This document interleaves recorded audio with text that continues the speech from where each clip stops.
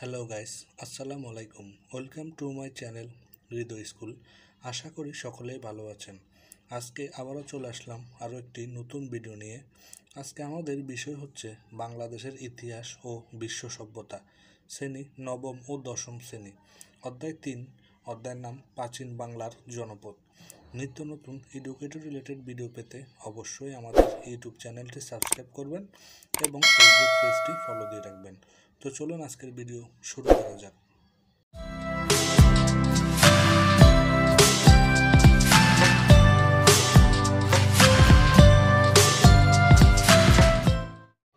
প্রথম প্রশ্ন, গৌড়ের রাজধানী কোথায় ছিল? উত্তর, গৌড়ের রাজধানী ছিল কর্ণ সুবর্ণ। দ্বিতীয় প্রশ্ন, জনপদ বলতে কি বোঝায়?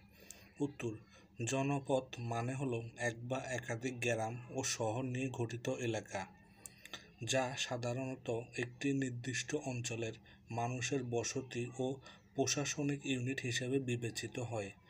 প্রাচীনকালে বাংলা বিভিন্ন জনপদে বিভক্ত ছিল, যেখানে স্থানীয় শাসকরা নিজ নিজ অঞ্চলের শাসন পরিচালনা করতেন।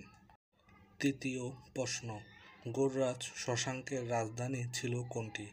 উত্তর, প্রাচীন বাংলার প্রথম গুরুত্বপূর্ণ রাজা শশাঙ্কের রাজধানী ছিল কর্ণ সুবর্ণ।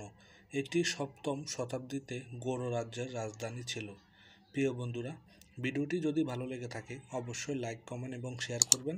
আর যারা যারা এখনও পর্যন্ত আমাদের চ্যানেলটি সাবস্ক্রাইব করেন নাই, চ্যানেলটি সাবস্ক্রাইব করে পাশের বেল আইকনটি অন করে দিবেন। আবারও দেখা হচ্ছে নতুন কোনো ভিডিও নিয়ে।